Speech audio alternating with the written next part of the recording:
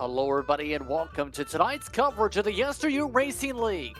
This evening we're excited to bring you coverage of all the action from iRacing's virtual New Hampshire Motor Speedway and Loudon, New Hampshire for the New England 125. Going Entertainment is here to bring you action from all types of racing, including the weekly Fast Friday series.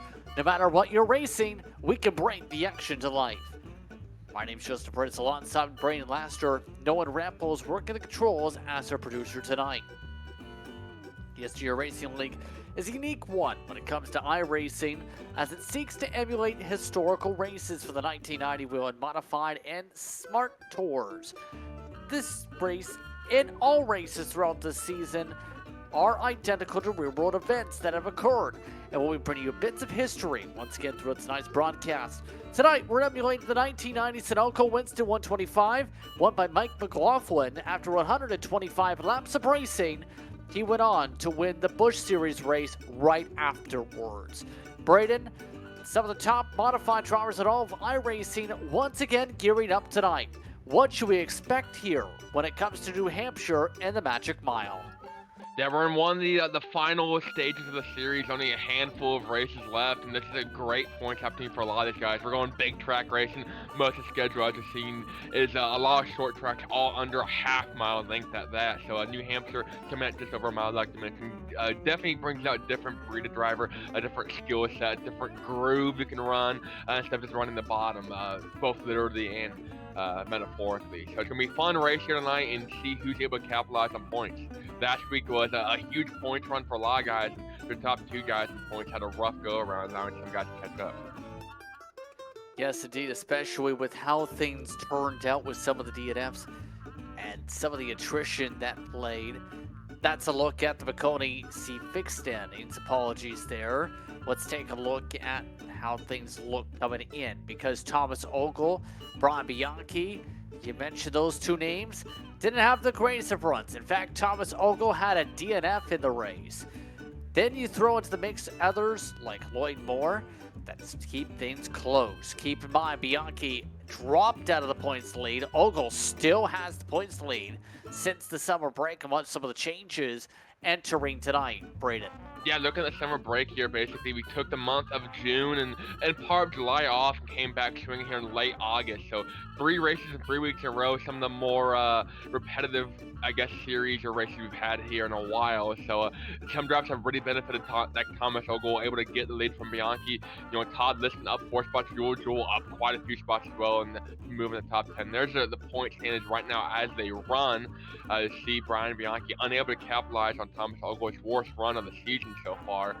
Bianchi also having the worst run of the season. This had the even worse run. So came in the last week minus 17, comes into this week minus 31. So looking for a good couple races here.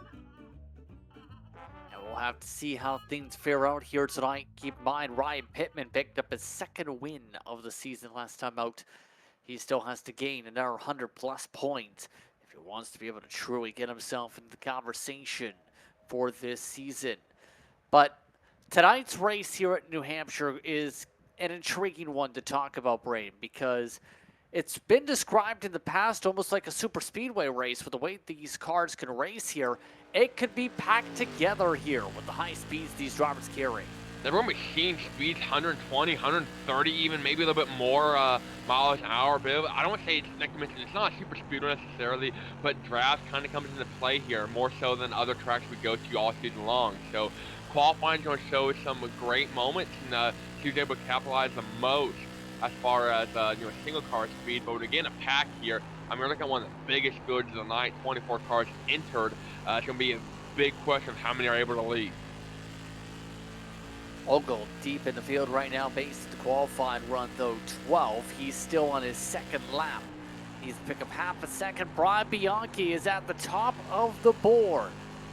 Can Ogle find that half a second here?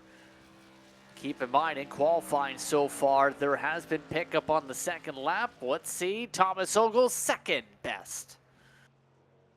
Now, Ogle able to make some gains there, but Bianchi currently still on top of the board. Couple seconds left. See if anyone's able to steal it.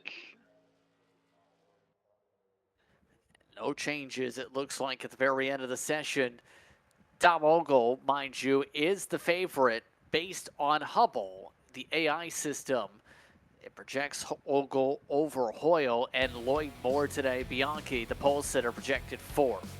But the drivers now making the way to the racetrack now to get some racing done in New Hampshire. 125 laps the distance. Let's find out how they'll race.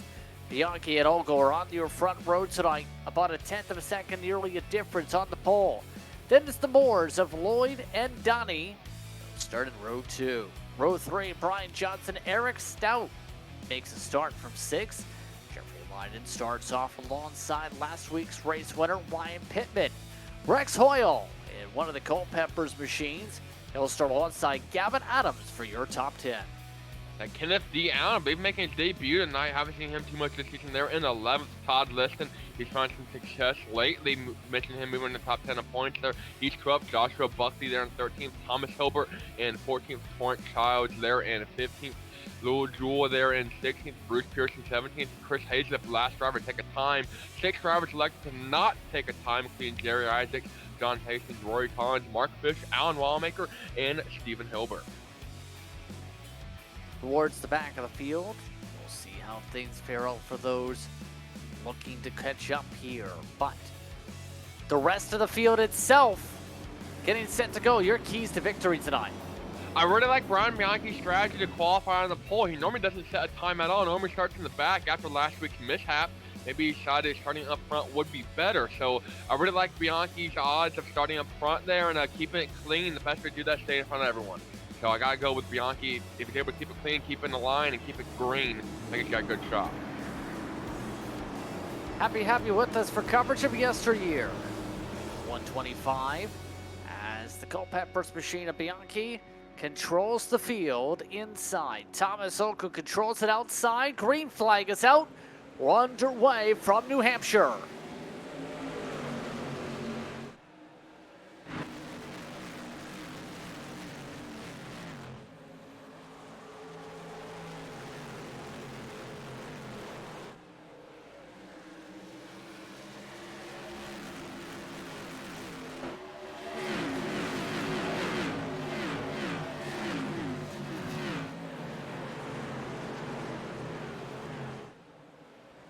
Two and three wide in parts of the field, but up front, single file for now as Bianchi leads the first lap of 125. Others still trying to sort themselves out, like Adams getting loose in the pack. Rex Hoyle gets turned around from it. Caution flag is out. Thomas Hilbert crashes. They are still crashing hard.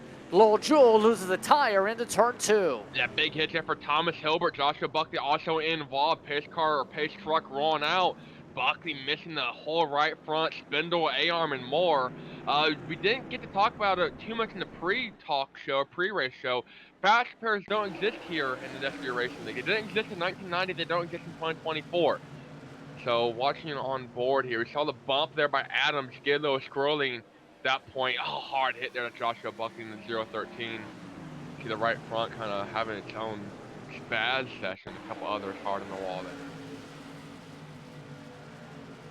That's going to cost a few people's races. Joel, Hoyle, Thomas Hilbert, Buckley, all meatball flags. No faster pairs, remember.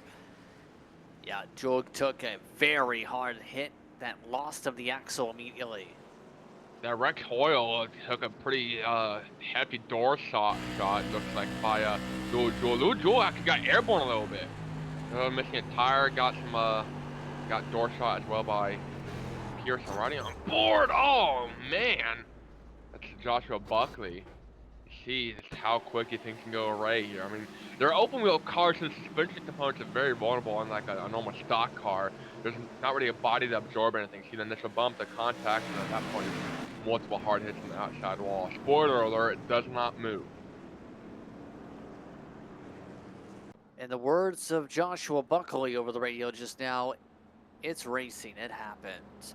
Well, it happens to be our first caution of the evening here, talking about history and what happened last time we went to this track in the 1990s. Let's put it that way. Let's go back to the 1990 history. The race lasted almost an hour and a half, where George Kent started on the pole that time. 6 cautions that day. overall 13 finished on the lead lap. Mike Stefanik finished off in second in that race. It was a fairly hot day that day, just like today. 84 degrees Fahrenheit in sim temperature, 110 degrees your track temperature today. And then also too, believe it or not, a lot of races this season qualifying were a little bit faster than we were back in 1990 just due to technology differences, bigger tires, bigger motors, bigger horsepower. Not this time around. Fast time back in 1990 was a 29.883 by George Kent. Our quick time by Bianchi was a 30.494, so over half a second slower. And it makes you wonder, maybe they had a little bit bigger motors. The modifieds here on iRacing simulate the real world, wheel modifieds have a spec motor. It's based off I believe, the Robert Yates and the K&N motors that they used to run back in the Cup Series, and they kind of trickled down to the wheeling tour. 600 horsepower. Back then they probably weren't as spec, if I had to guess, as they are now. So that's the difference there. So big mile track like this, you can really use the horsepower at a track, that's big, long, and wide back in 1990 versus now. Get restarted with about 120 laps to go. Bianchi in control. Ogle, Lloyd Moore, your top three. Green flag is out. Back underway. No stack ups. Thomas Ogle applying pressure to the 41. No move though. Lloyd Moore in the 26 right there in third, gets right behind the back bumper of Thomas Ogle. Lloyd Moore went to victory lane a couple weeks ago, trying to get into victory lane again tonight. Great qualifying effort from him, by the way. Best of the season so far. Side by side for the lead, though.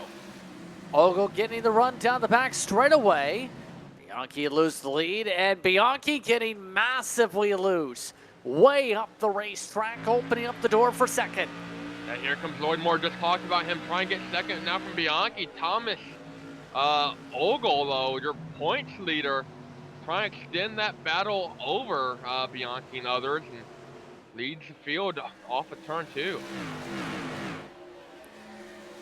Already growing the gap a little bit as Donnie Moore looks to follow suit. It's very clear, you lose the bottom here, you're likely going backwards. Yeah, don't get off that groove. Sun is gone. Shade covering the whole track. Bianchi's falling to third. Here comes Donnie Moore trying to steal third. So Bianchi having trouble getting back in the racing groove. You can run multiple grooves in this track, but if you don't hit it right, they're going to get loosey-goosey. And that's what Bianchi's dealing with right now. Good job, though, to power back from the high side at least. Some of the others, George Childs battling for position. Jeffrey Loudon currently trying to recover from some positions in this one, able to jump up. Thomas Ogle's points gap over Bianchi, ever growing if it holds with the Latford system, as some of the others look to go up runs of the ladder like John Hastings. Oh, we got spin in the front! From second, Lloyd Moore around. Trouble already. I believe Bianchi might have been in a little too deep here. Lloyd Moore might have gotten a little too loose. Caution flag is out for the second time already, as both the Moores at least involved. Brian Bianchi also picking up contact, but it's Lloyd who goes around the most out of anything. Loose conditions seem to be the name of the game. The 26 there of Lloyd Moore just gets loose on his own accord, and Bianchi nowhere to go. A little bit of contact there. Everyone else does a good job at getting around Lloyd Moore, so no meatball flag for Lloyd, but some heavy damage it looks like. He's able to keep it going straight after the fact, so I don't think it's going to be too bad, but this hit right here is what's going to do most of the damage. Great save by the 4, by the way. He did not lose any spots from that slide. So, losing spots is Lloyd. Let's take a look on board with Lloyd. That's going to be great heads-up driving. Sees him get loose, and oh man, great recovery, great save. Doesn't look like he has any rear damage either. Very easy to knock the toe in, or front or rear tires of this. I'm more concerned about the front bumper of Brian Bianchi's car, the right front at least. That's where he took the hit. It doesn't seem to be too messed up at all. He's not pitting at least for any repair, so it shouldn't be too catastrophic. We are seeing the pit stops for a couple people here. That includes Lloyd Moore involved in the spin. Jeffrey Loudon also coming down for service. There are just 2 tire sets available tonight, though. That's not a lot of tires to work with here if you do have to come down. Loudon just took 2 tires. Got to lie down the Piggly Wiggly 39 machine. Try and be somewhat conservative. Maybe save the left sides. They're not going to help him out too much later in the run, but I guess new left sides is better than no new tires at all. So you got to be very conservative with your tires here. And let me tell you, this track will eat your tires up. So Thomas Ogle drills the front of the field for the time being. Still very early, of course, a 4-horse race, as the league describes, 6 races left after tonight. It could be anyone's race, in the words of the league administrators coming in tonight for the Old Red Boot. And keep in mind, this is one of the couple tracks in a row classified as a non-short track. Pocono is also up next on the schedule, and that's going to be a lengthy one, 120 lapper schedule for Pocono. That expected to be a couple hours, longest race in miles, 300 miles, so in length and time-wise. In 1990, they actually ran that race as part of a configuration using the pit road, what we know of today as the pit road, and the front stretch. So it's like a half-mile oval, give or take. Unfortunately, we can't run that configuration on iRacing. So we said, you know what? We're going to run the full configuration. So we're going to Long Pond next time now, and it's going to be a long race. And league administrators have deemed it the flagship race of the season for the campaign. Anyone not in YesterYear Racing will be allowed to register as part of an open event. 3 digit numbers will be for those not currently running for points in the series, and will open up to drivers that look to try and see what they can do. Open registration actually is on September the 9th. For anyone interested in giving it a try, they'll call it the Race of Champions. It's something that they're looking forward to. It was talked about a little bit in the briefing last time out for the series. Now, also, second mentioned open to multiple drivers. They're expecting 60 drivers, at least that's what they're limiting the field to. So 60 plus modifieds, give or take, around Long Pond, Poconos Raceway there. So that's Speedway, Raceway, it's a racetrack. I do know that. So that's going to be a fun one for sure.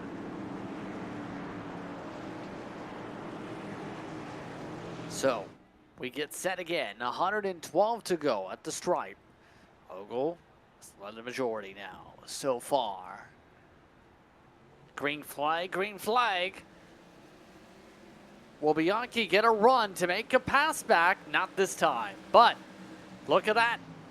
Stout making some moves back there, looking stout on the inside. Now, Donnie Moore moving up through the field, taking advantage of Lloyd Moore's spins earlier in the third, and Bianchi not able to get the same jump that Ogle did on him, but cruising in second right now. Already seeing a couple people shuffle forward, like Donnie Moore, sliding the tires, looking solid. Ryan Pittman, he's currently up 2 so far. Looking to pressurize Brian Johnson. Now, right behind them, we got Jerry Isaacs on the 51 machine. Driver did not take a time. Actually about to go by Ryan Pittman. So side by side, that 51, you see him on the bottom of Pittman there, up 12 spots so far. Isaacs from 19th, looking for 6th. Using a bit of the different degrees of banking. It isn't fully the same degree, mind you, in the corners. That first lane a bit flatter around here. Yeah, 2 to 7 degrees of banking depending on where you're at. And see the gap on track here. We have 2 packs separated by about 3 seconds. Your top 10 all within 3 seconds, and then 11th to 20th are separated by 3 seconds. But there's a 3-second gap between 10th and 11th. Not sure how that happened, but we had one driver hit the wall a minute ago. The second pack, I'll go back and figure out the story on that, but. Yeah, they're starting to ping pong around a couple of these drivers. Torrance Childs trying the very top. A few people in final practice. We're trying to see how that line worked out. Not working in that second group is Alan Wanamaker. He's gone from 23rd up to 13th so far. Now, one reason his packs are split here is because of Torrance Childs. I saw him a minute ago running the high line. About put himself in the wall, but he was almost sideways. Surprised we didn't get a caution from it. But he went from about 11th all the way back to 19th. He's trying to rebound. He's doing the best he can. We mentioned Wanamaker up there running the high line. A couple drivers, let me tell you, are running this higher groove, and it's not working at all. Let's take a look. Child's up high. It's gonna be through 3 and 4 is when it has this little wobble here, and I'm gonna tell you, it is definitely a pucker factor Zulu moment. So you see everyone starting to squabble behind, then right here. Running up the track more than most people are. Gets loose, comes Oh. down the track, and about takes the nose off a couple guys, and that's a nice recovery and not put it in the wall. That's cost them the draft to the main grouping of drivers. Speaking of drivers up in the main grouping, Isaacs trying to get a run up high side. No dice. He stays behind.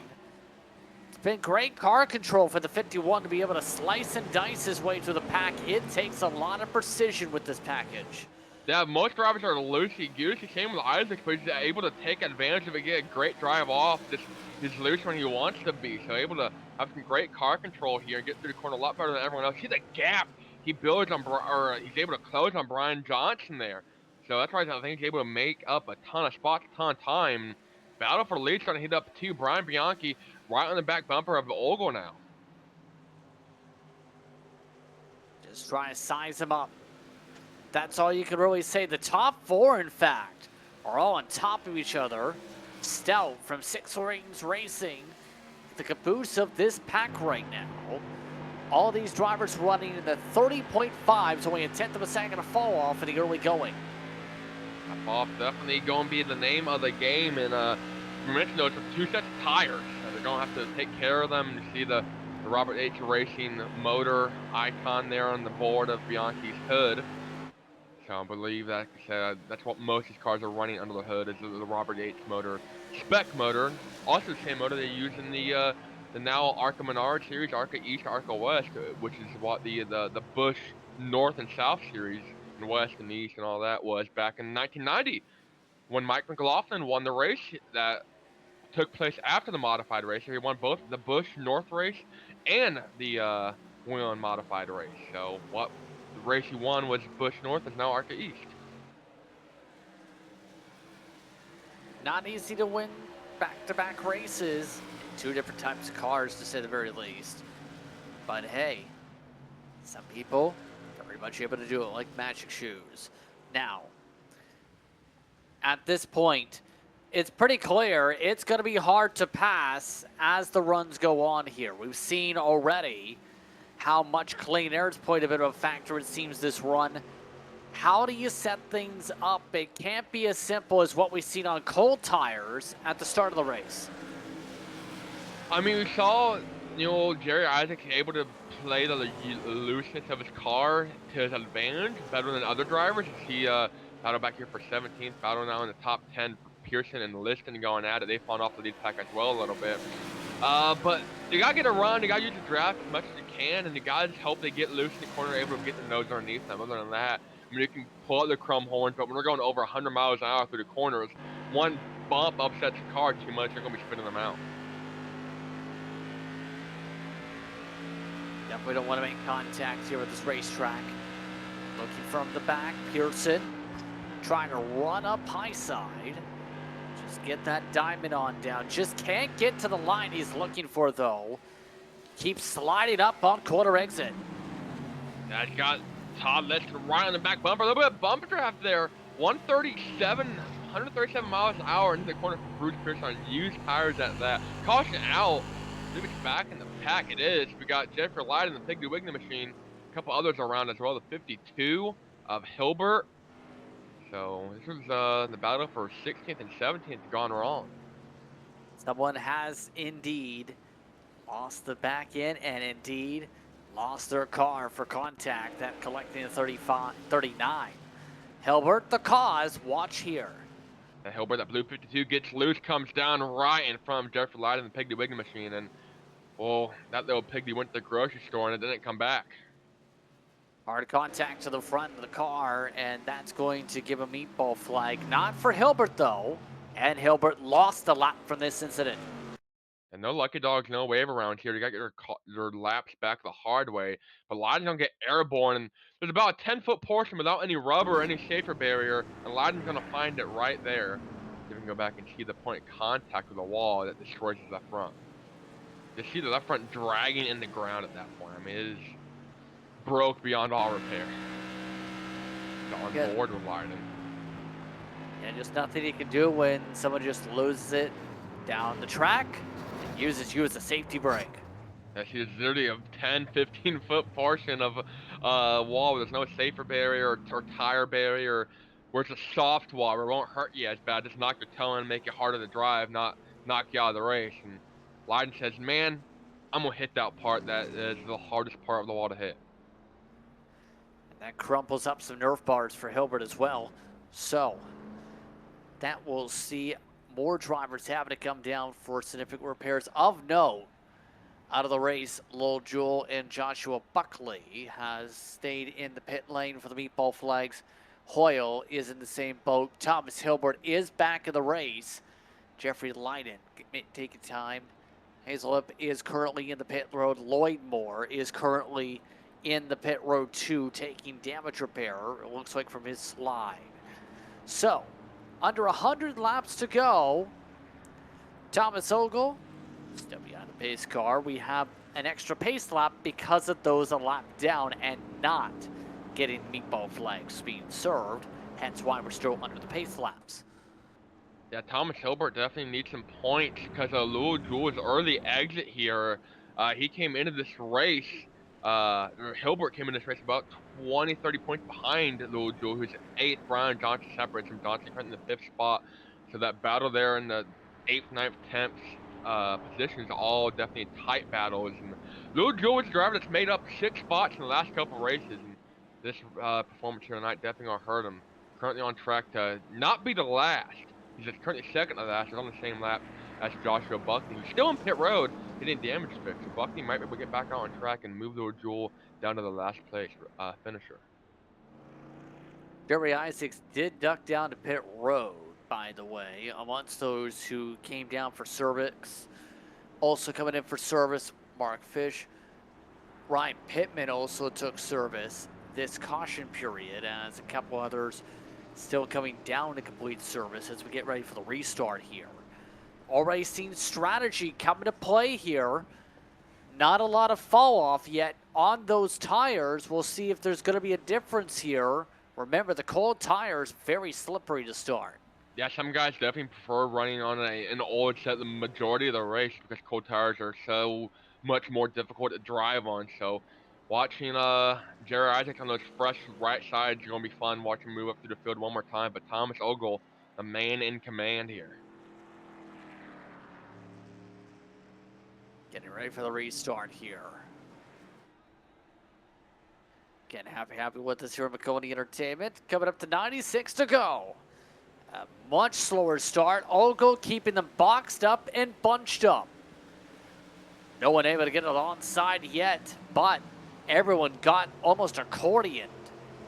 And definitely little leapfrog action going on. Thomas Hilbert high and wide in the back of the pack here, letting the rest of the field on by, about making contact with a couple drivers. So Hilbert 20 laps down.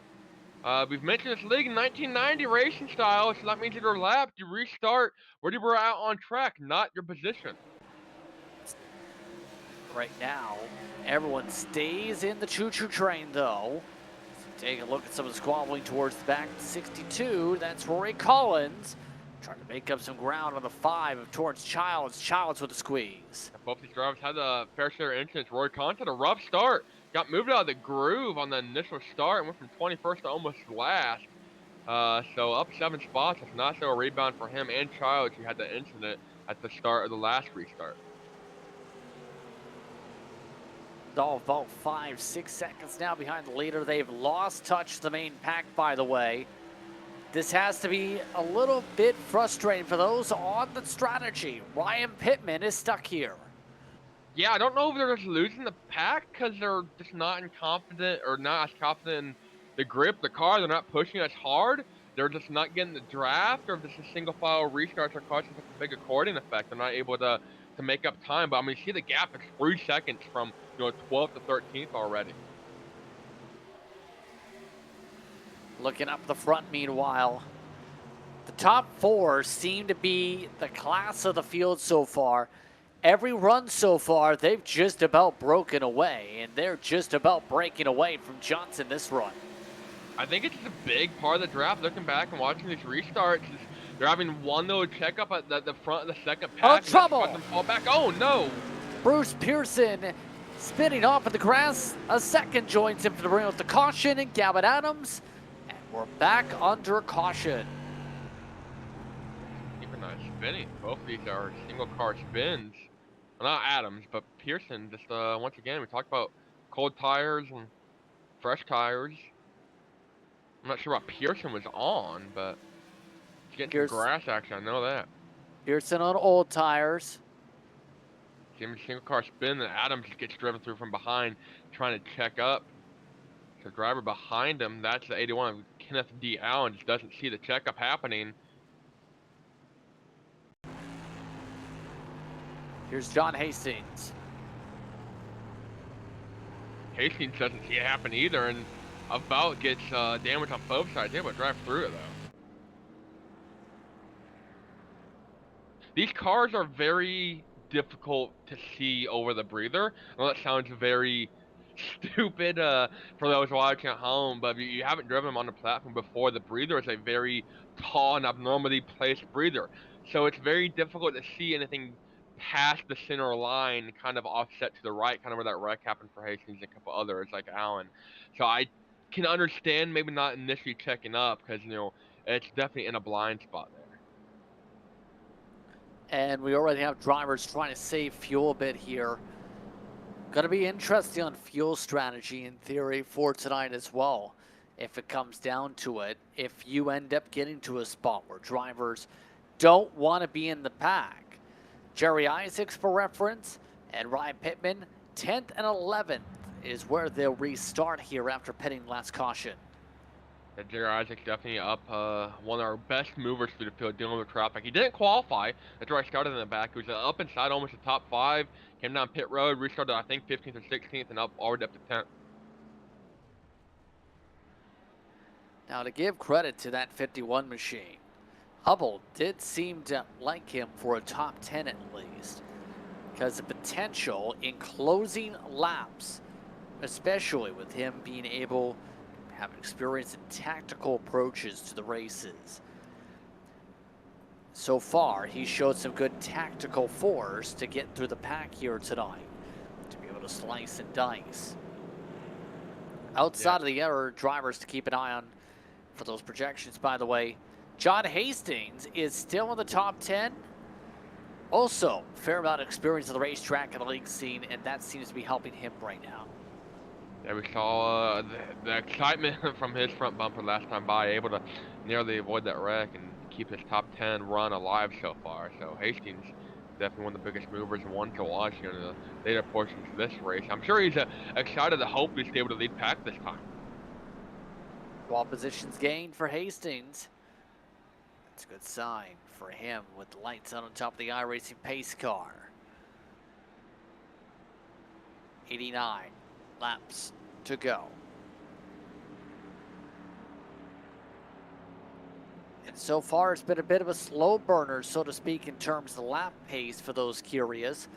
So far, it's been an interesting one to try and get the laps down. Still 30 laps complete. Yeah, definitely. We mentioned one of the longer races, and all these cautions not helping at all. Real life race, we mentioned it. Took an hour and 23 minutes. We're not going to talk about what we're on pace for right now, because we are not looking too hot. Thomas Ogle, Brian Bianchi, Donnie Moore, Eric Stelp, Brian Johnson all in the top 5. So far, that top 4 in particular has looked very stout. Green flag is out, a little bit of an earlier jump. Not as bottled up this time. Ogle leading the field through turn 1. Bianchi quick to get that back bumper, and he's going to try to stay on that glue here. Not so easy to stay with glue. He almost glued himself to the wall. Ogle means in firm hand for the race lead. Bianchi trying to find a way to get some clean air.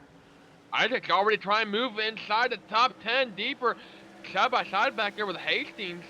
and Bruce Pearson. So Jerry Isaac's already up 2 spots in 1 lap here.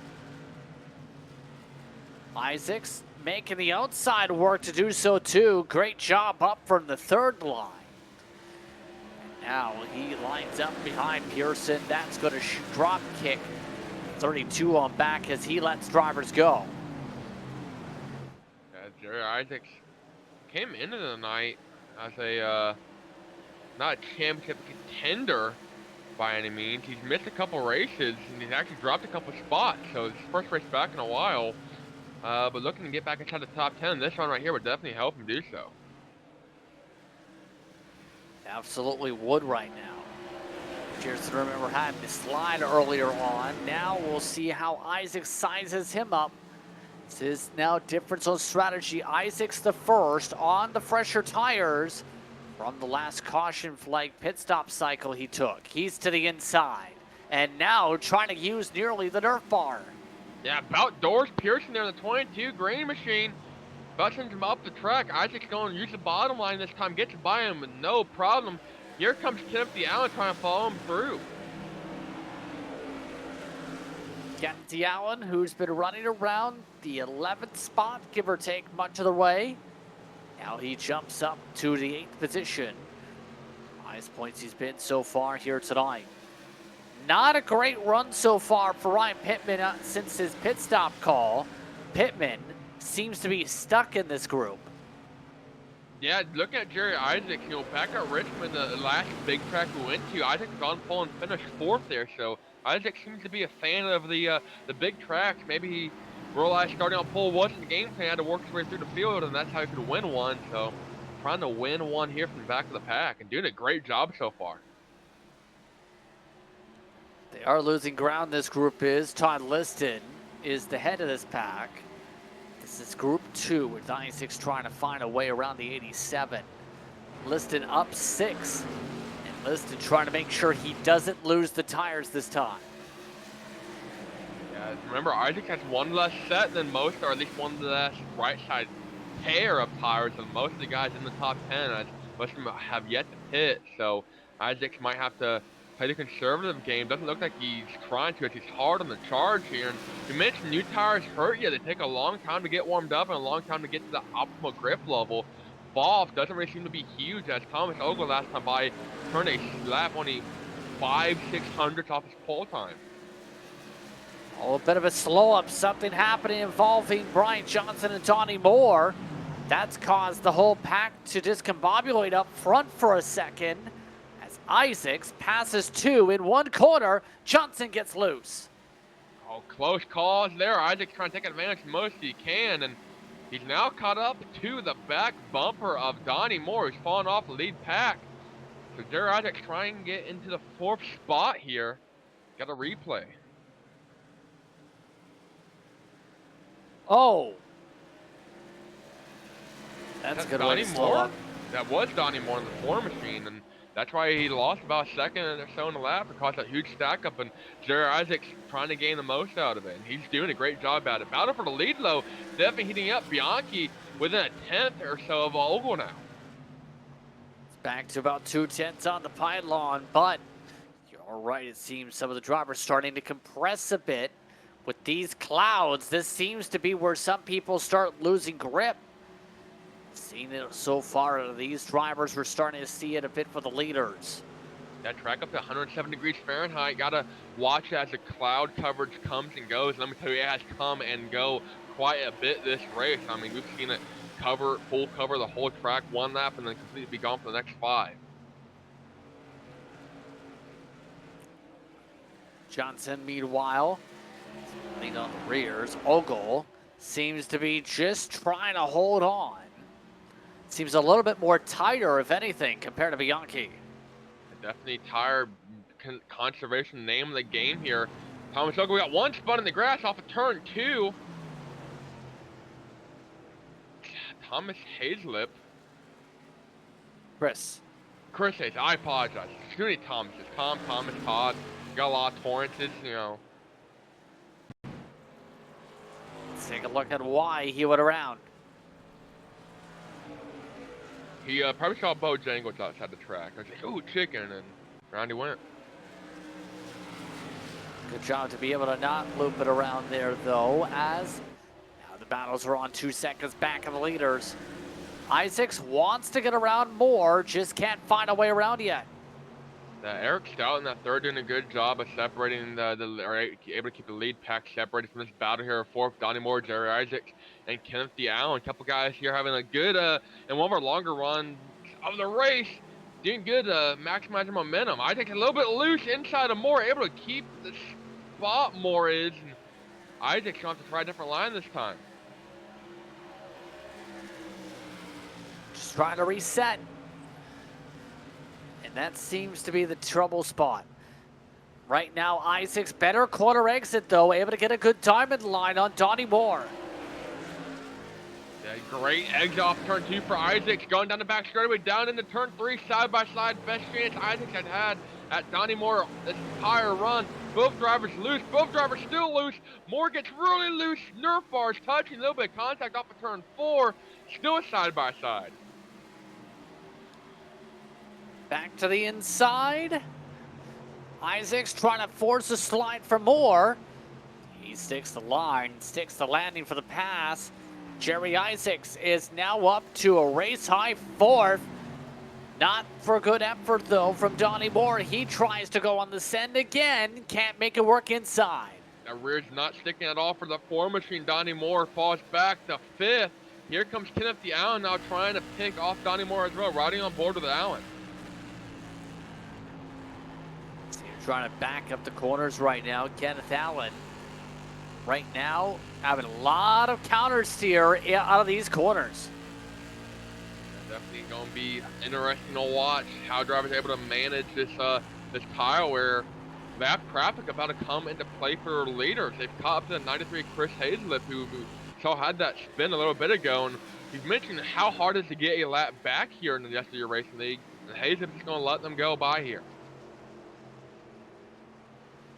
No promise from him. He is right now off the pace from that slide earlier. He backs out of that fight, but the fight up front, Thomas Ogle still doing a very strong job. Bianchi still not able to find the crowbar to make the move. Trying to price way into the lead. Bianchi right to the back bumper, gets a great run on the corner exit using the draft off of Thomas Ogle is modified here, and Eric Stout having a stout run, able to hang on in that 3rd spot quietly this entire race. More lap traffic ahead. You got Rory Collins, last driver on the lead lap.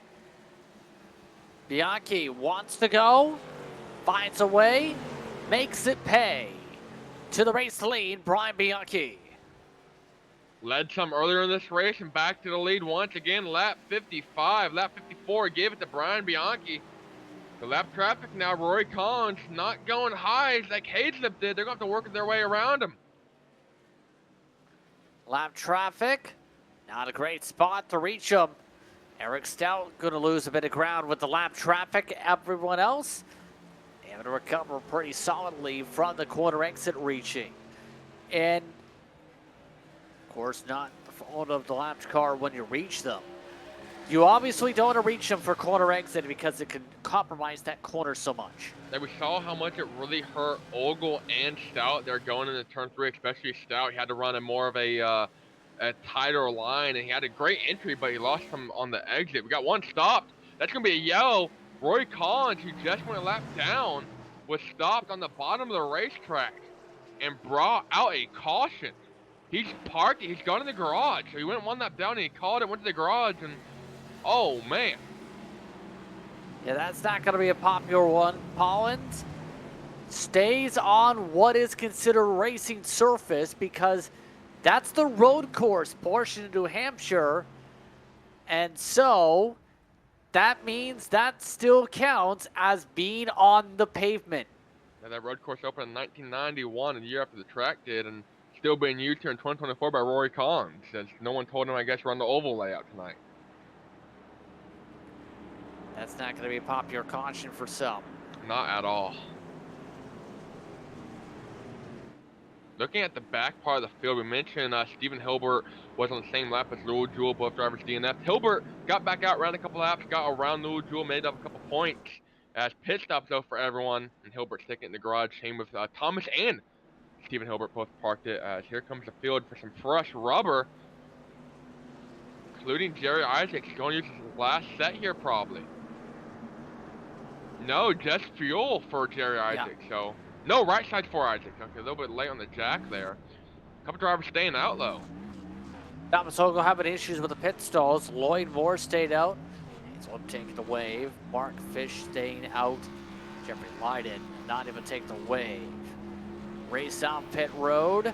Jerry Isaacs with the different strategy comes out first. Next in line, Alan Wanamaker coming out second for the race on a fuel-only call. That's definitely a call to make if you want to get some spots on pit road. And I mean, he's 10 seconds quicker than most everyone else. So Chris Hazelip is currently back on the lead lap. I think he's going to come down pit road late here. He is. Oh, I can really compliment him. What a great strategy by Hazelip to get a natural wave around and get back on the lead lap. Already one lap down, but going to do a late dive down pit lane. And Lloyd Moore and Mark Fish, two drivers I haven't really talked about a whole lot tonight. Lloyd Moore had a spin earlier in the race, able to rebound nicely, but Mark Fish, driver I haven't talked about all season, now in the front row. Mark Fish started 22nd, by the way. Bold strategies, but with this being said, let's take the opportunity, why don't we, to do our check-in, our Culpeper's Bakery and Colony Tire check-in. We check the status of 2 Culpeper's and Colony Tire drivers tonight. Rex Hoyle, first of all. Well, he's out of the race. He is 23rd. But Brian Bianchi came out 5th in that pit strategy. So far, it's been the tale of 2 races for the Culpeper's Bakery and Colony Tire check-in drivers. I think Rex Hoyle is the real winner here because he's probably eating a cake from Culpeper's Bakery. Maybe a bagel, a cupcake, cookie. Meanwhile, Bianchi's gonna have to wait a little bit. Looks like one driver coming down, Lloyd Moore, the leader. So he did take a lead lap for some points, but Top Flight Racing Machine goes to the tail instead, but not going to the tail. Mark Fish, the 42, look to control the field here for the restart. By the way, a black flag. Jeffrey Loudon has picked up 1 this caution period. Yeah, definitely not what you want to do when everyone is having some pit stops. You don't want to let people pass you because they're getting a penalty or black flag. Loudon already 18 laps down, so not going to hurt that Piggly Wiggly machine too much. But he's already had the left front knocked off, and I'm sure black flag doesn't bother him too much.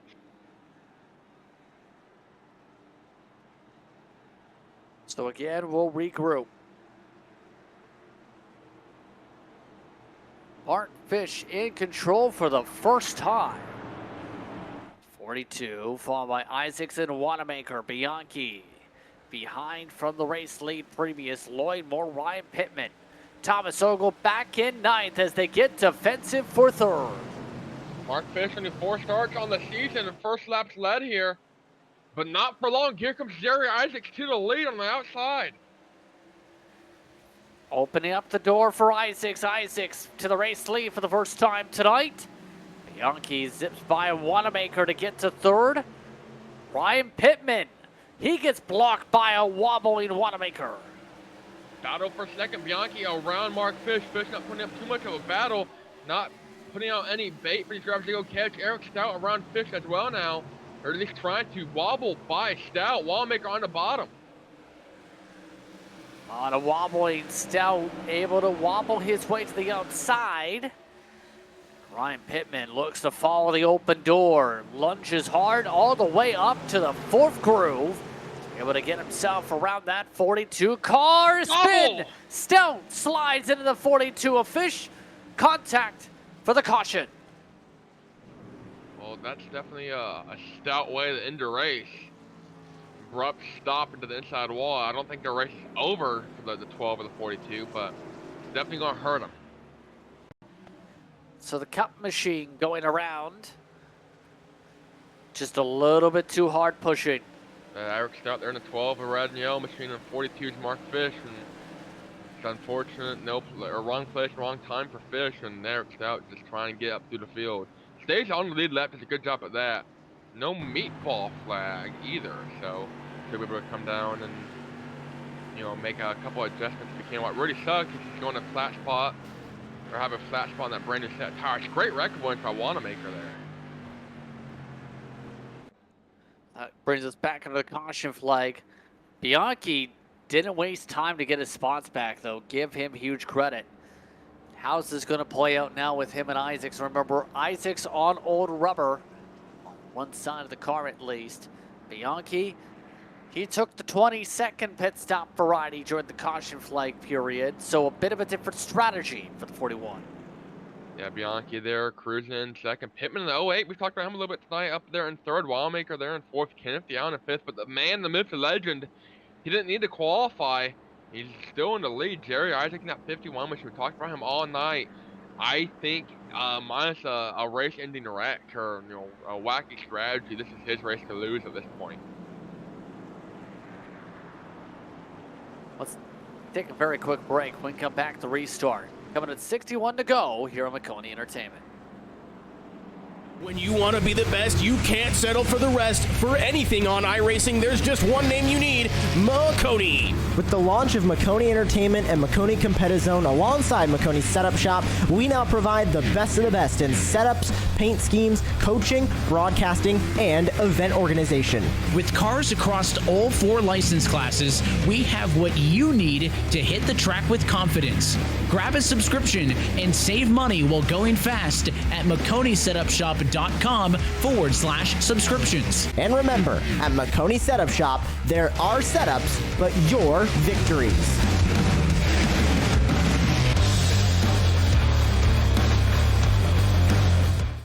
Racing isn't easy, but experiencing it is.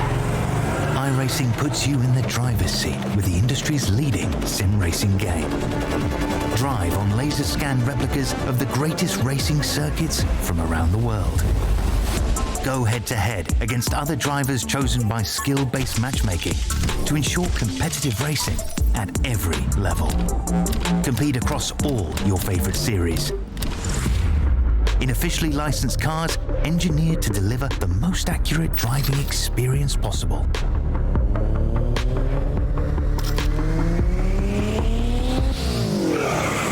Join a race or host your own with players from across the globe. Race against the computer or in a league with friends. Feel the thrill behind the wheel. Visit iRacing.com.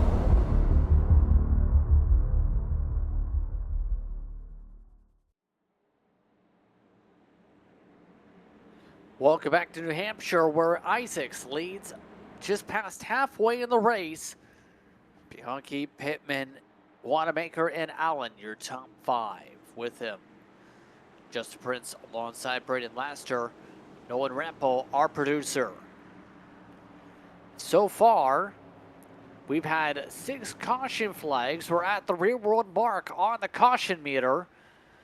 Isaacs hits the loud pedal. We're underway.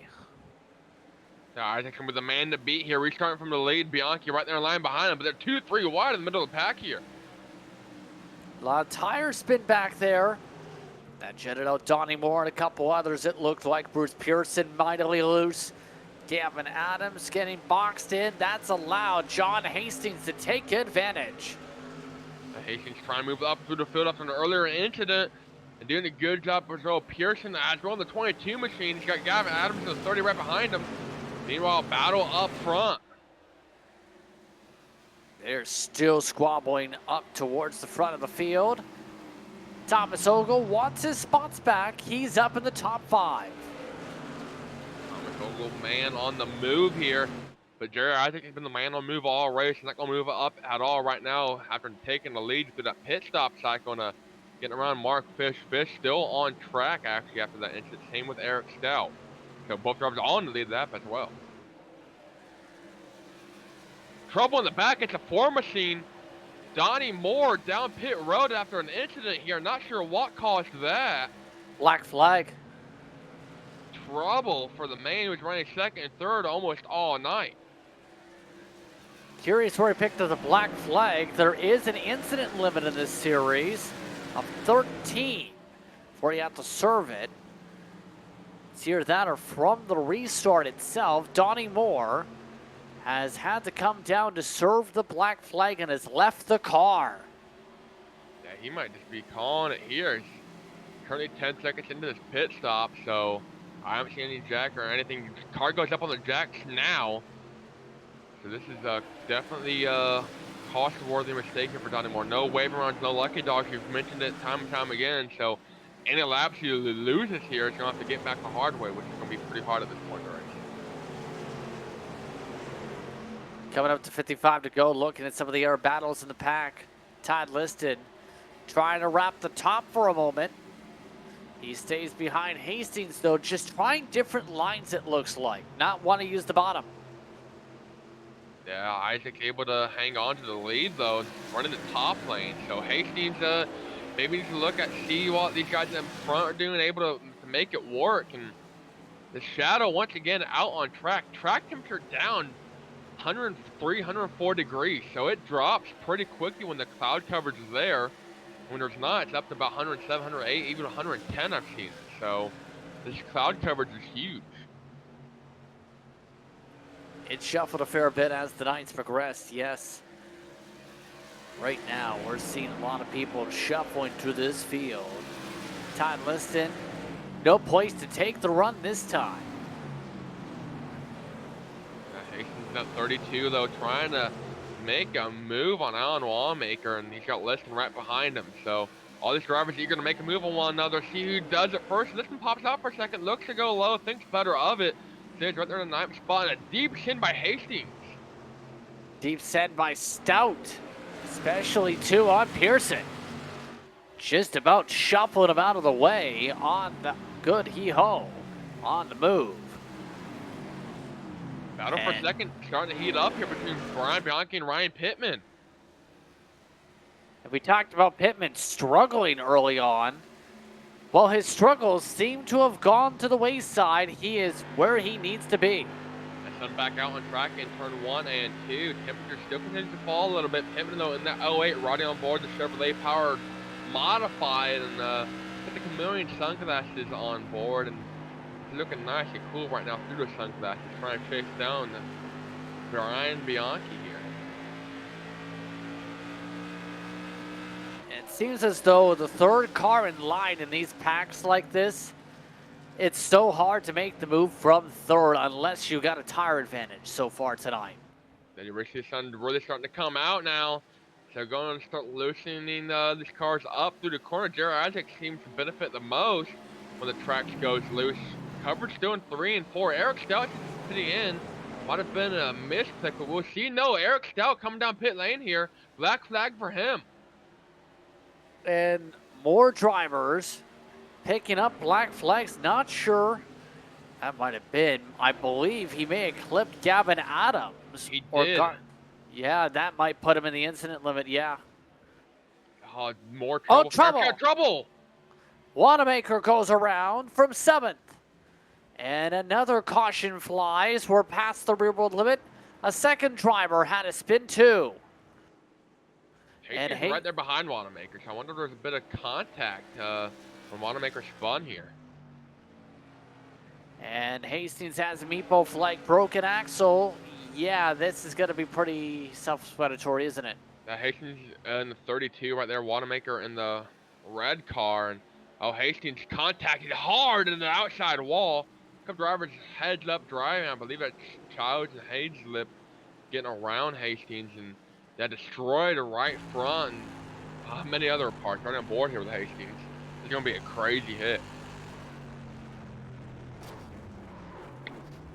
That is definitely one of the attempts to save the car that I have seen. I think he just let it happen. He just said, "Well, it's been a good time to take the wheel, I guess," and took him into the wall. Took him straight into the wall. Might have had a broken left front steering. Or with that left front contact broke his steering. It's very possible. Because, I mean, no steering at all in that 32 machine. Yeah, but Adam is just missing it. Currently now in the 8th position with this caution flag. So, Isaacs, Bianchi, Pittman, Thomas Ogle has been able to get himself up to 4th, by the way. Big caution to help out Ogle's chances. He lost a bit of ground before the caution flag. So cars continuing to keep dropping like flies down to just 14 on the lead lap. Eric Stout, currently last driver on the lead lap. I think that caution saves him. Black flag is gone. So I think that was a very well-timed caution, as we've seen. If you have to serve a penalty, they're going to go down multiple laps. Donnie Moore, last driver serve a penalty, actually quit. So Eric Stout gets a very well-timed caution to stay on the lead lap.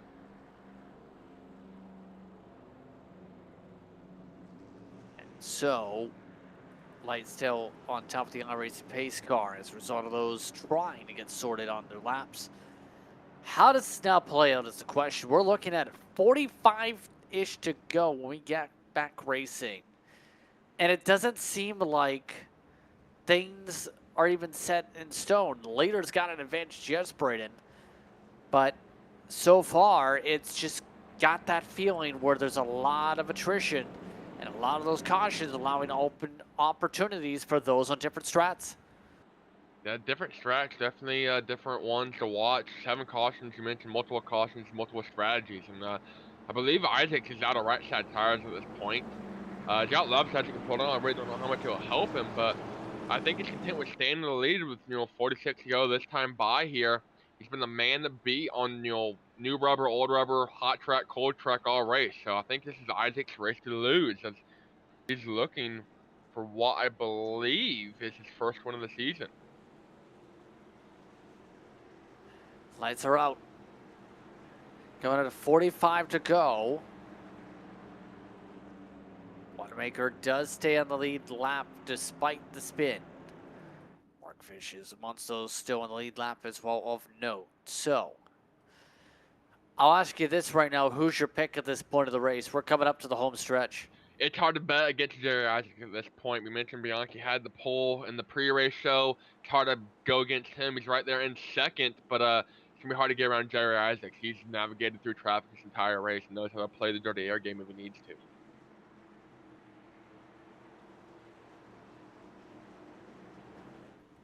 "45 laps to go.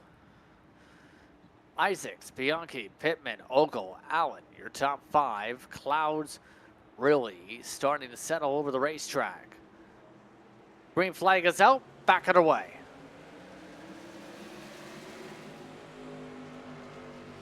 And a clean launch again. Bianchi looks to wind it up. Pittman looks to wind it up high side. Yeah, meanwhile, Jerry Isaac continues to pull away off of turn 2. Bianchi trying to get back in line, trying to get back to the draft, and not really able to make anything happen right now. Isaac still planting it down at the bottom, same for most others. In some time already past 2 o'clock in the race. Bianchi, Pittman, Ogle now looks to try and find a way around Pittman, in fact. Maybe have to pull a pit maneuver on Pittman. He was able to get around. We've seen some drivers, pull up the chrome horn from time and time again. Ogle's not one of those drivers, but he needs some points on Bianchi, as Bianchi there in that second spot. Definitely going to make up some ground.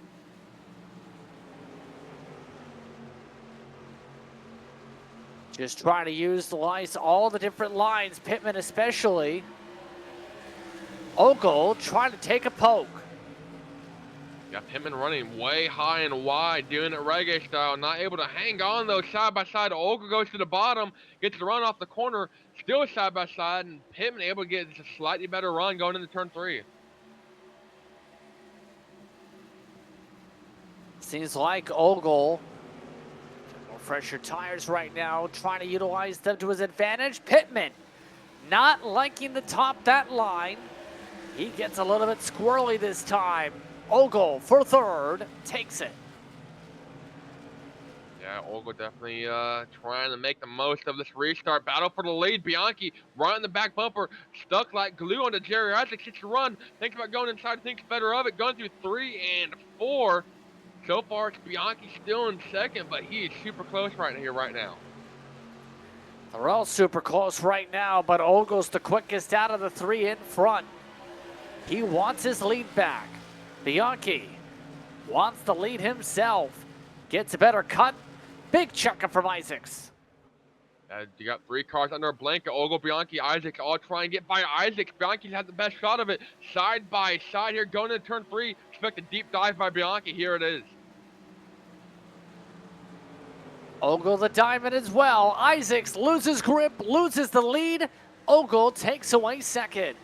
Now, Ogle there still inside, able to get clear of Isaacs. Isaacs is going to lose 2 spots here from the lead to third. He's got to rebound and got to rebound quickly. Ogle seems to be ready to go on the tempo. Ogle quicker last time by 3/10 compared to Isaacs. Bianchi was the quickest of the 3 last time with him being up in front. See the battle here for the lead, battle for a point championship on the line right here. This isn't the championship, but if Bianchi's able to hang on, can definitely shorten that lead that Ogle has. Could have huge ramifications, but Ogle has a huge run. Isaacs looking to follow. Ogle to the point. Here comes Jerry Isaacs trying to follow him through side by side with Bianchi. Ogle in front of both these drivers, trying to block both lanes, not able to do so. He's going to block Isaacs, and here comes Bianchi on the outside trying to get a run off of turn 4. Ogle trying to block off the 51 this time. The 41 stays on the top. Isaacs slips on by. Bianchi dropped down to third. Pittman stays in the popcorn seat. Top 6, all within 7/10 up front. Yeah, you got a lot of cars that are eager to get to the front. Brian Johnson, driver we haven't talked about much, quietly running inside the top 10 as the yellow flag quietly comes out. Gavin Adams hard on the wall. A couple other drivers I think involved as well. Adams was running inside the top 10.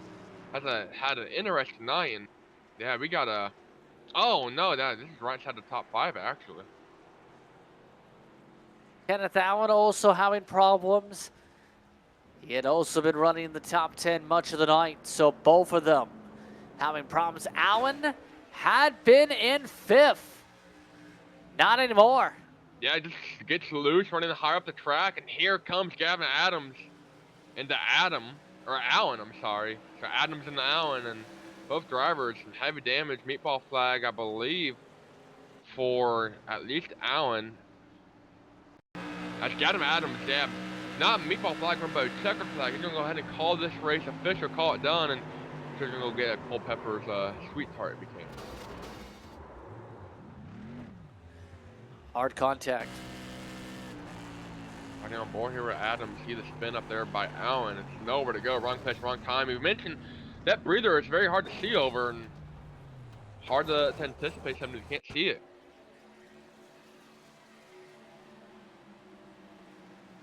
Once again, a lockup. And normally that's okay, except for the fact that was in the heart of the pack. And both of those drivers having significant issues. Adams already parking it. Allen, meatball flag. But Thomas Ogle has retaken the throne for the race lead, Braden. Yeah, Thomas Ogle, the man out front in command and in center, but you have to hold off Jerry Isaacs there right behind him. So we've seen Isaacs be able to move through traffic quite a bit. Ogle's a little bit higher caliber of traffic, but he was able to hold him off. So now he's just got to get around him with less than 40 laps to go when they go back green flag racing.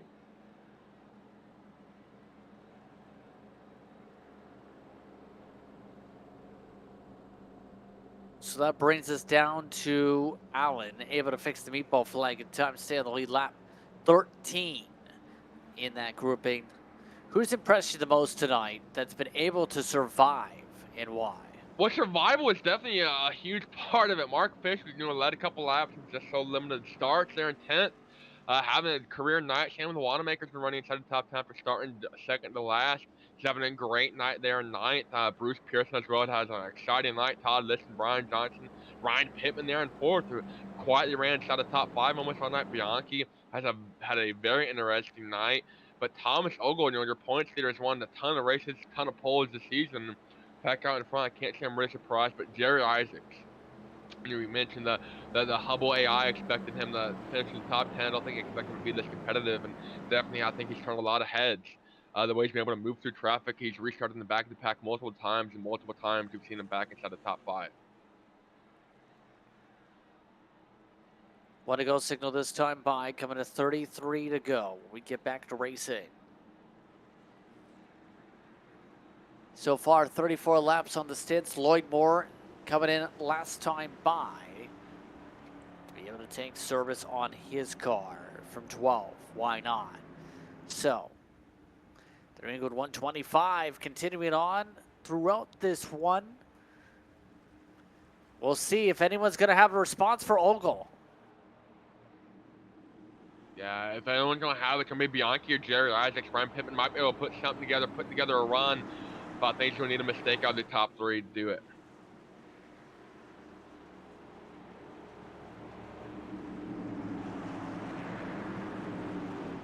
Thomas Ogle, once again, your race leader. Isaacs looking for an attack plan to retake the lead. Ogle on the fresher tires, though. Green flag is out. Isaacs times it up perfect. Does he try it into 1? Yes, he does.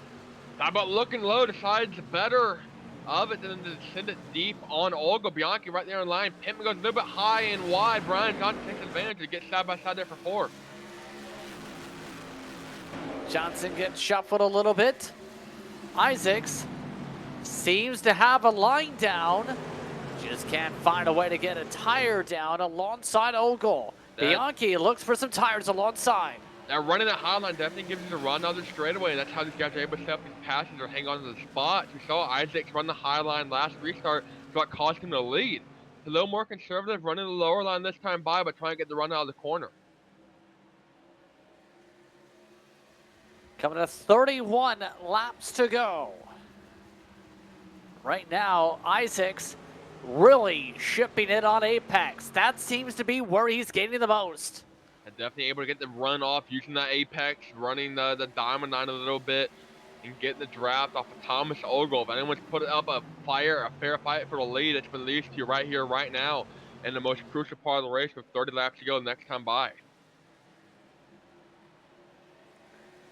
Lead pack featuring 7 cars. Isaacs trying to push Ogle up the track. Now starting to really apply the pressure with the help of the draft. 30 to go at the stripe. Ogle maintained by Carling, if that, really. A 10th out the line over Isaacs. Isaacs trying to get the momentum once again. Runs the diamond line, low on entry, high in the middle, and then gets a run off the corner and does a great job doing it through 1 and 2. Ogle almost in the wall, and here comes the run by Isaacs. Bump draft almost.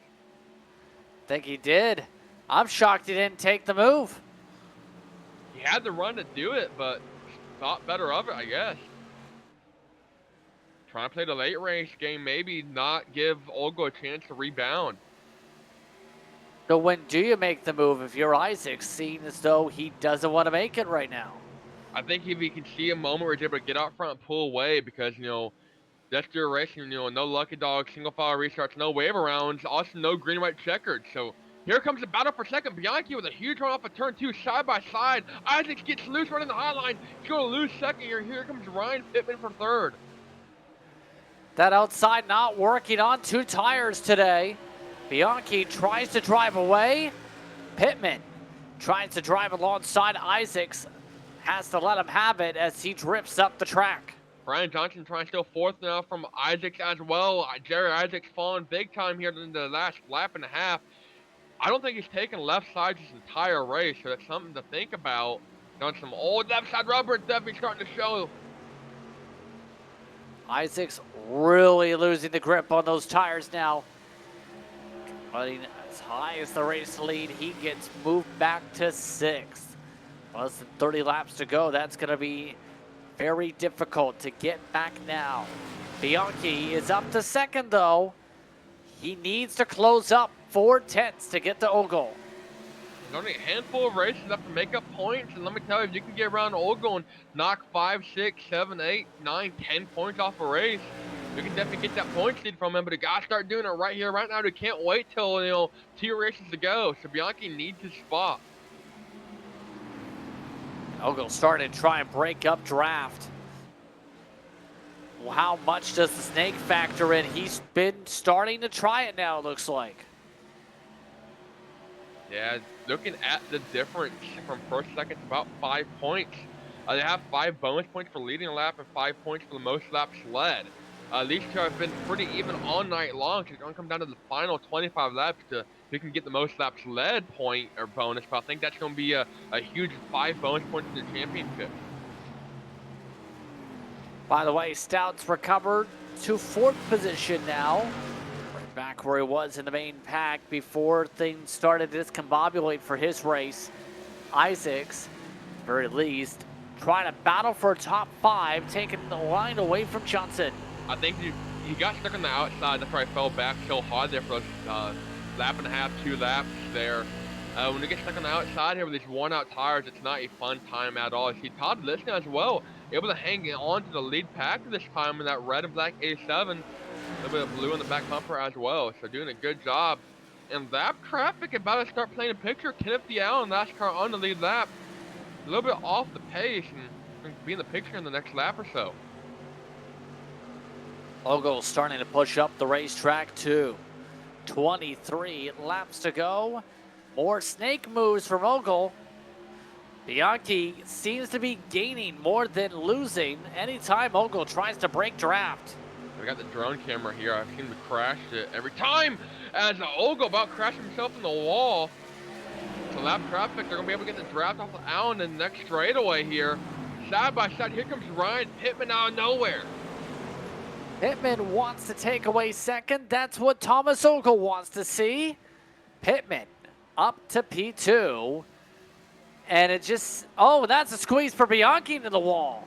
Allen goes below the apron, lets these guys by, comes back out on track, about squeezes Bianchi and Stout into one another. Everyone able to keep it going straight, and that was almost catastrophic. A little bit terrifying, but they seem more focused on battling for second than they are trying to get around Ogle. And Thomas Ogle's pulled away to about 4/10 advantage here. About half a second actually at the line. So Ogle with the biggest lead he's had this entire run. This is not what Bianchi needs, but it's exactly what Ogle wants. Pittman getting loose. Bianchi now going to take it outside. He wants the spot back. That's exactly what Ogle wants to see for the next little bit here. Get some breathing space as Bianchi forced to lift, but still has momentum high side.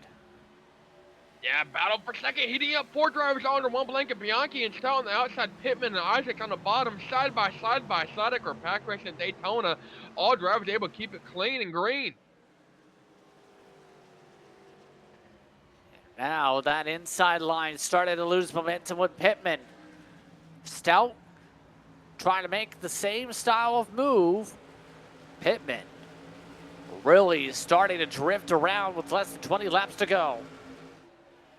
Isaac trying to make some ground. Pittman falls back. About puts Isaac in the wall. Isaac's trying to hang on. Pittman slides, gets loose side by side here. Battle for 4th heating up.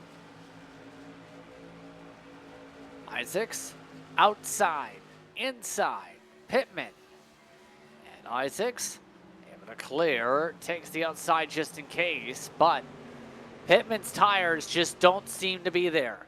But now, how long is it going to take for Bianchi and Stout to get back to Ogle? 7/10 the distance. I think we're going to need a caution at this point to get back to the 13 machine. They're almost out of the draft range in a huge run here. Thomas Douglas had the last couple laps to pull away from the rest of the field. They are gaining, though. That's the thing, Braden. They're gaining a 10th a lap with the draft at the moment. They gain an error 10th, that's straight away. Yeah, lap traffic will eventually become a part of the picture as Chris Hazelip and Jeffrey Loudon about a straightaway ahead of these guys. So the timing on that might be just perfect for Bianchi and Stout. That Bianchi moving in on closing that ground actually fall off not that bad. They're turning laps quicker right now than they were in qualifying. track is as cold as it's been all race, 100 degrees Fahrenheit. So not quite as greasy, not quite as loose. So optimal grip for these guys right now. And it's starting an early show. Nearly an hour and a half of racing. We're nearly going to be on the money for the average.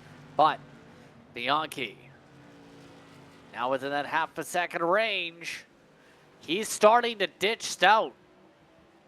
He's going to need these 5 points over Ogle from the difference between first and second. Cuts into the lead if he can do it.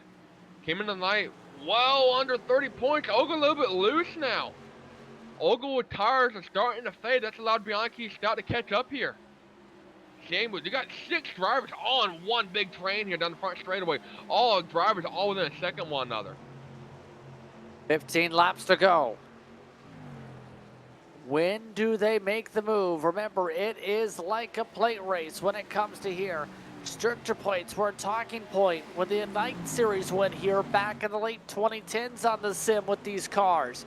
Now, 14 laps to go. Bianchi is within about a tenth and a half. He's looking for a poke as they reach traffic soon. They're going to catch lap traffic in the next probably lap and a half, give or take. That's Jeffrey Loudon and Chris Hazlip. Might be a little bit longer than that, might be a little bit quicker. They're going to catch Loudon, the Piggy Wiggin machine, this lap here next. Loudon goes low, but might be 2 though. He's going to force Ogle off the track, trying to run the line bump. Oh no! Ogle spun down, saves it, but to the lead goes Eric Stout. Out of nowhere, he's been quietly there in 3rd, 4th, 5th all night long. Took advantage of the contact there. They went wide around the Piggy Wiggin machine of Jeffrey Loudon. That's what caused Ogle to get loose. Caution's out now. It's the 32 of not Hastings, no. That's Brian Johnson. Similar looking cars. But yeah, they went wide there around Loudon, and that's what caused them to lose rear grip. That's what caused Bianchi to gain a little bit of a run there into Ogle.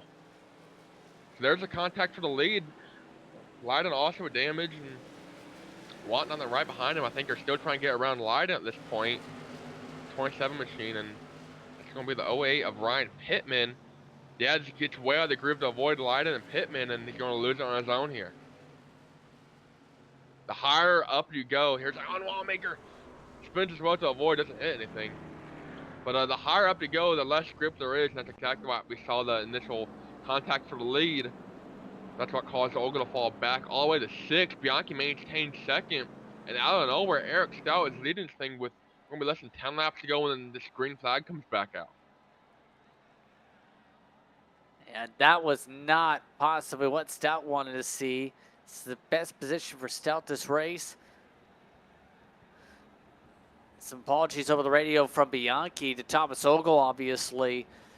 That was an eventful change for the race lead before that caution. At about a lap and a half, everything goes wrong for everyone except Eric Stout. So Isaac's there in the 3rd as well. He'll have a shot at this when we get back going racing, but out of nowhere, I don't think anyone planned Eric Stout to find victory lane here, but he's got a good shot at it. He's had the pace all night to be in the main pack. Now he's got to prove he's got pace to be able to try and win the race. He is, mind you, on a different strat compared to some of the others by about 16 laps. Will that be helpful in the end? Of note, Lloyd Moore, who took tires the last time we went under a caution flag, Braden, he is in this pack in 6th. He might have something to say for the rest of the top 5. Remember, Lloyd Moore was the first caution of the night, spun out about lap 2 or 3, so it's taken him a while to get back up here in action. I think that was done when they had a black flag, but Lloyd Moore definitely in contention, has done a good job with himself. Ryan Pittman there in 5th, I think he's got a good run. Todd Liston's quietly been up here all night long and was in that lead pack before that caution as well. They keep their tires warmed up here, under 10 laps to go. 9 caution flags here tonight. We're down to 12 in the lead lap. Thomas Ogle has come down and put on another half set, I believe. as he has elected to say why not, since he's towards the back, taking right sides. Looking back at Eric Stout, he's only ran one race before. That was Stafford where he set the pole. I believe it was the second Stafford race. No, first Stafford. It was a Stafford race, the June 25th race. And led a handful of laps, ended up getting wrecked. So he DNF'd that one. Looking to not DNF tonight, but maybe even find a victory lane if he can. So lights off on the pace car. So we're going to go back racing. There's a handful of laps to go. Remember, no green, white, checkered. So after 2 or 3 laps, a caution will end the race. 8-lap shootout here. Pointing to return, about 3 or 4 laps to go. Can Stout hold on? Can Bianchi try and steal it back away? Can Isaacs steal it away after not qualifying? We've seen Bianchi do it time and time again, run up front after not qualifying. Bianchi finally qualifies for a race, and he's been up front all night long, and even got the pole while doing it. See if he can get the win, though.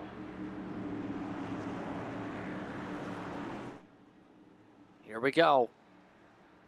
All lined up single file. iRacing pace truck coming off turn 4.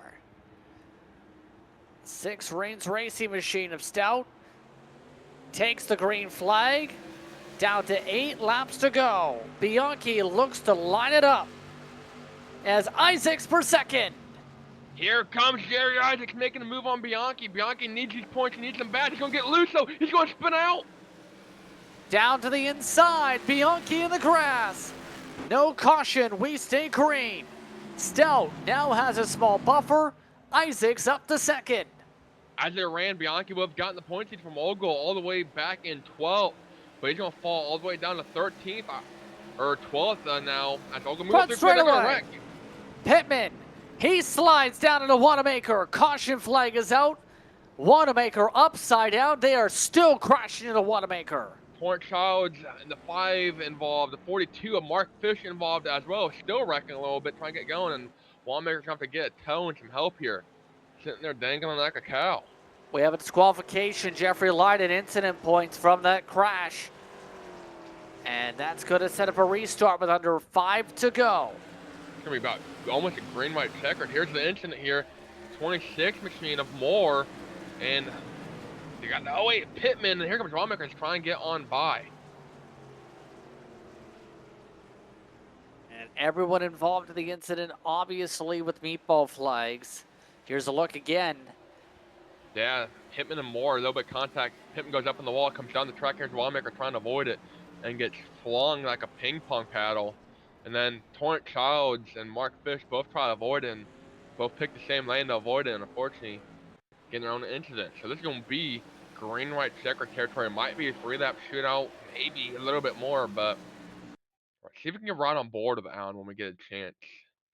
Another view of the airborne wreck, and I mean, heartbreak here for multiple drivers. Let me tell you who that saved, though, is that's going to really help out Brian Bianchi, who just fell back. We saw how that spin from second. On board, this is Wanamaker. Pile of smoke and nowhere to go. Here comes the second hit to finish him off by Childs. Oh man, hard hits all around. Unfortunate run for Wanamaker tonight. He was having a run of his life, and this wreck is going to knock 5 cars out of contention. This leaves 9 left running on the lead lap. It became dodgems for some afterwards. Too hard for many others as that one collects a couple more. Yeah, before that, we saw Bianchi have the spin from second, and he was going to take the points lead from Thomas Ogle with that run. Ogle was running all the way back in 12th. I believe he came down the last caution for a pit stop. We took the last set of tires, moved to the left side. Not sure what the strategy was there, and how he's looking at great points run for Bianchi, and then that self-spin there really hurt him. But now he's got another opportunity to make up any lost ground he can. They're separated now by 1 car, and that's Brian Johnson, the 27 back there in the orange machine. Not sure DWC it looks like here, Braden, because they kept the lights on. By the time we get back, it looks like we'll have a 2-lap shootout to decide it. Yeah, gonna be a green-white checkered. If we wreck before we get the white flag, that will be the race official. We're going in under yellow. No more attempts. None attempts. 0 attempts. If we get the white flag, though, well, we're going to get the boxing gloves out. We're going to see who's able to cross the line first in the green flag conditions. Because we don't believe in yellows after we've shown the white flag. It's going to be an interesting situation here. Eric Stout looking for his first win. That's a second start. YesterYear Racing League. A lot of these guys have been here all season long. You know, they're kind of the veterans of the season. They're the past. Eric Stout, the present, trying to make history here.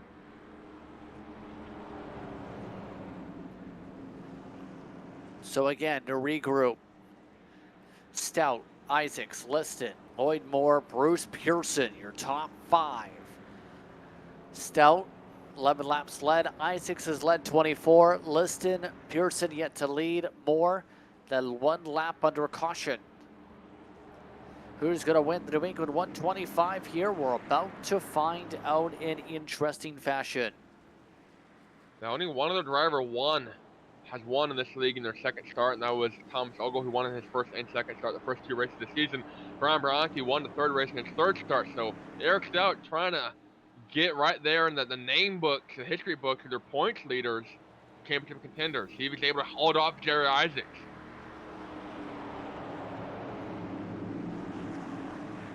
iRacing pace truck drops off. Stout lines it up for the start. Green flag is out. 2 laps to go. Tire spin in the back. Some tire spin built up in the middle with Liston and Lloyd Moore. But Jerry Isaacs looks to apply the pressure. Eric Stout with a stout restart there. Gets a run off of turn 2. Isaacs trying to get the run, get the draft off the back switch. Stout goes low, trying to break the draft. Now Isaacs running the high side here. Go get the perfect line in the corner. He tries to get the diamond down. Coming up to the white flag this time by. A drift up for Stout. Here comes Isaacs. He shows the nose down the front straightaway. Isaacs thinks about the lunge, takes the poke for the apex, forces Stout off the racing line for the inside. He's going to get the run off of turn 2 here. He's going to fall back a little bit, gets in line behind Stout. Stout with that advantage, half a lap to go. Stout started 6th, maintains the lead on this green white checker though through 3 and 4 here. Here comes Isaacs with a late lunge. Isaacs can't get there though. Eric Stout holds off the crowd. He picks up the win in just his 2nd start of the season. Back of the pack here, Bianchi gets around Thomas Ogle by 2 spots. That's going to be huge for Bianchi's points run as well. Make up some very much needed points he needed. The difference between those 2 spots is about 8 points. So Bianchi comes out in the green this time. Stout, Isaacs, and Liston finish on the podium. 2 of those drivers started outside the top 10. But a very stout run for one Eric Stout. He picks up the win of the Magic Mile here tonight. Oh, I hope he likes lobster. Well, he's going to have one to be able to eat virtually at least here this evening. Why don't we take the step aside when we come back, post-race results and post-race coverage. You're watching McConey Entertainment for coverage of YesterYear from New Hampshire.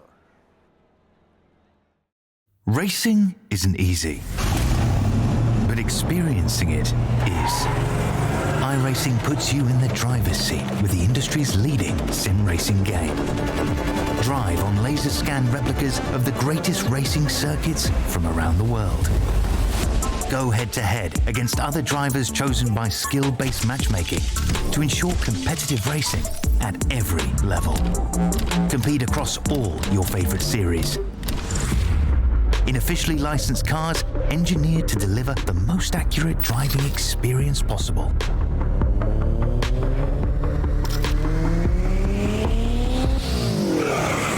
Join a race or host your own with players from across the globe. Race against the computer or in a league with friends. Feel the thrill behind the wheel. Visit iRacing.com.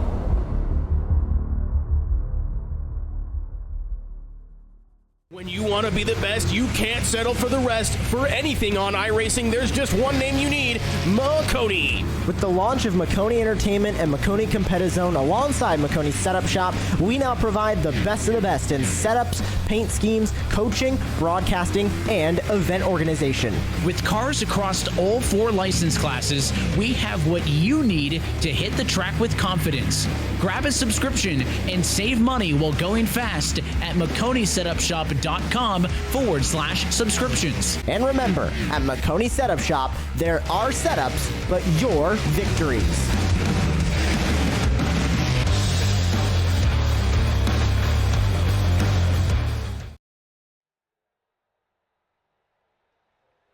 Welcome back, everyone, to New Hampshire for post-race coverage of yesteryear here on Makoni Entertainment. Happy to have you with us throughout tonight's action. Let's take a look at your post-race results. It was a race with many different leaders, but in the end, it's Eric Stout who was able to lead them to the checkered flag tonight over Jerry Isaacs. Todd Liston, Lloyd Moore, Bruce Pearson round out the top 5. Brian Bianchi recovers from a slide into the grass to get to 6th. Brian Johnston finishes 7th over Thomas Ogles, recovered to 8th. Mark Fish in 9th, was the last of the lead lap. Kenneth Allen in 10th. And Chris Hazip running out your drivers not in the top 10, up 9 spots, or up 7 spots, I'm sorry, to finish 11th. Torrance Childs there in 12th. Ryan Pittman in 13th. Alan Wallmaker ends the race upside down for him in 14th. Jeffrey Loudon there in 15th. Gavin Adams in 16th. John Hayes in 17th. Donnie Moore, penalty for him into his night early in 18th. Roy Collins in 19th. Rex Hoyle there. Culpeper Baker and Colony Tire driver finishes out in 20th there. Sure you got some sweet treats while he was waiting for the race to end. Thomas Hilbert there in 21st. Stephen Hilbert in 22nd. Joshua Buckley in 23rd. And Lou Jewell, worst run of the season for him. He's going to finish 24th. That's all touched upon. We're at the running order here for this one tonight. As we prepare for post-race interviews and discussions, let's bring up your front runners here tonight. Remember, Eric Stout at one point nearly lost the lead lap with the penalty. Still picked up the lead lap as a result of time of the caution. Picks up the win. Eric, how does it feel to be a winner in yesteryear?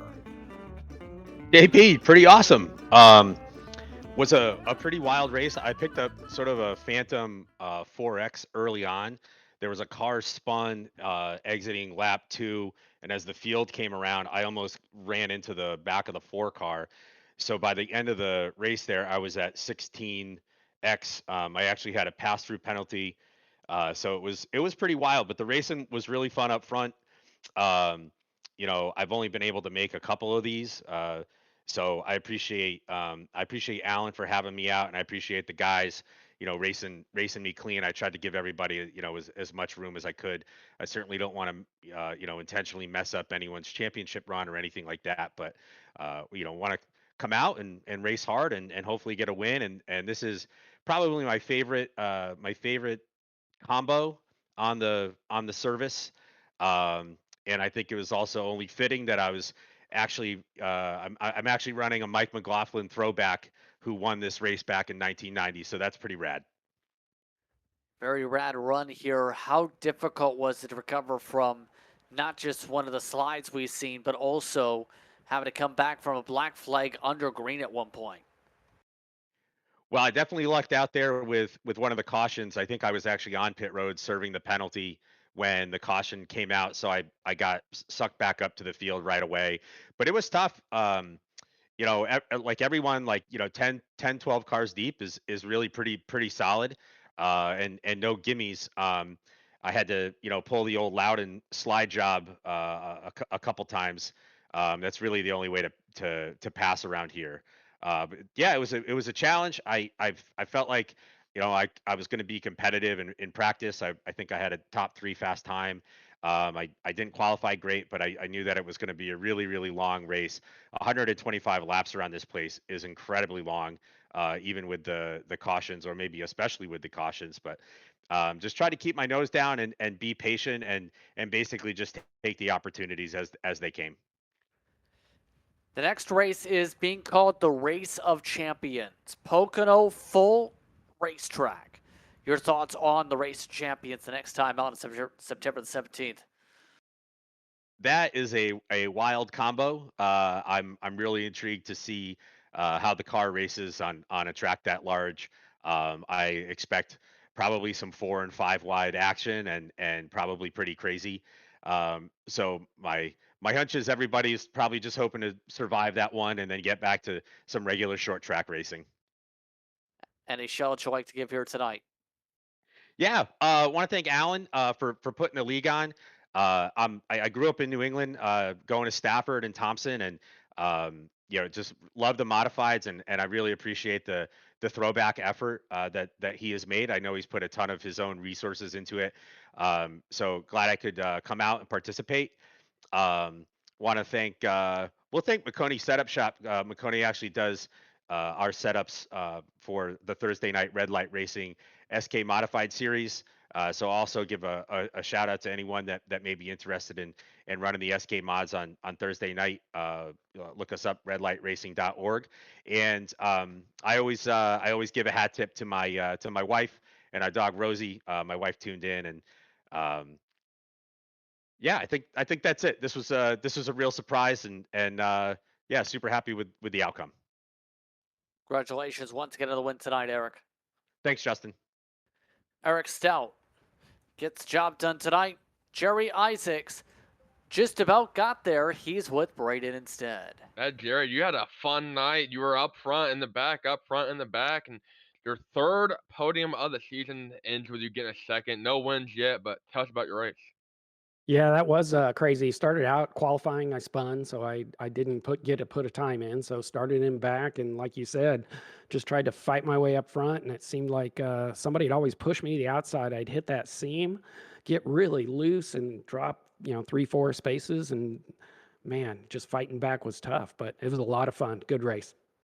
And you mentioned that team, getting loose, getting spun, having to go to the back. I mean, we saw you work your way through traffic better than almost anyone, actually better than everyone in this race, it seemed, but you couldn't get around Eric Stout in the green white checkered. What did you need to get around him?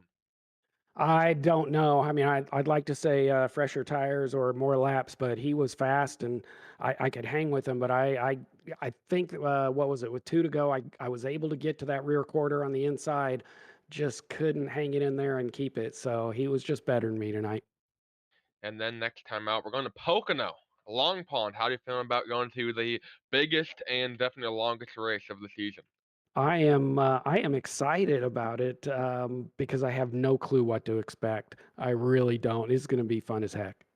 Well, Jerry Isaacs looks a positive personality for Pocono next time out. Anybody want to thank? Yeah, I want to thank you guys for putting on the broadcast. Appreciate that. Yeah, of course, YesterYear Racing, man. This is fantastic. This historic setup, modifieds. I never run them before, and this is just a whole lot of fun. Mad Sim guys for putting me in the car, and of course, hi, Mom. Of course. Well, thank you for taking time to talk to us. Thank you for taking time to run, and we appreciate you putting on a show like you did. Oh, man, thank you guys. I hope I talk to you again.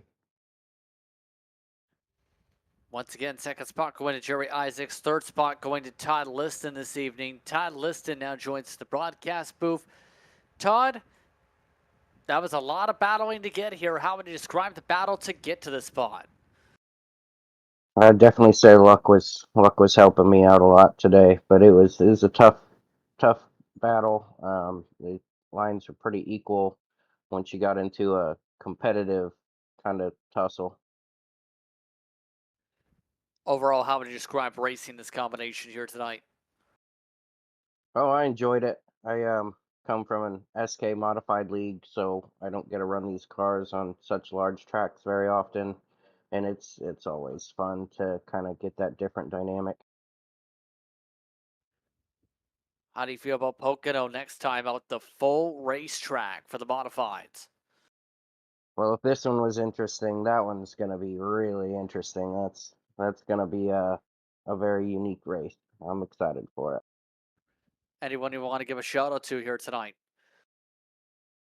Give a shout out to my wife Caitlin, son James, putting up with me racing all the time, and give a shout out to Alan for putting this league on. It's a fun league. Everybody in here, it's a real stiff competition in here. Everybody races really clean, and I want to give a shout out to you guys up in the booth, putting on a good show. Congratulations once again on the run tonight, Todd. Thank you, Justin. Todd Liston rounds out your top 3 tonight. I'd like to thank him, Eric Stout, Jerry Isaacs for taking the time to speak with us during post-race coverage here on Maconie Entertainment. Well, Braden, tonight was an interesting one. Your thoughts on tonight? Yeah, we saw a ton of action, a lot of side by side, 2 wide, 3 wide, and most of the time it didn't work out. Next time out though, Pocono, I think it would definitely work out a little bit better than it did here, and hope Eric Stout enjoys his lobster. Yeah, Pocono is going to be a very different racetrack for these drivers. Tuesday, September the 17th, at 8:30 p.m. start, 300 miles. It's going to be a lengthy night. Expect to buckle in and buckle up for the race of champions.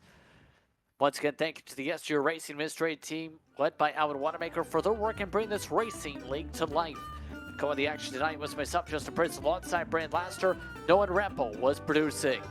Thanks to our viewers for watching tonight's action. Hope you stay tuned to our social media pages for our next race. Thanks to the entire staff for their work in bringing this racing to you. This has been a production of Maconie Entertainment. We'll see you next time.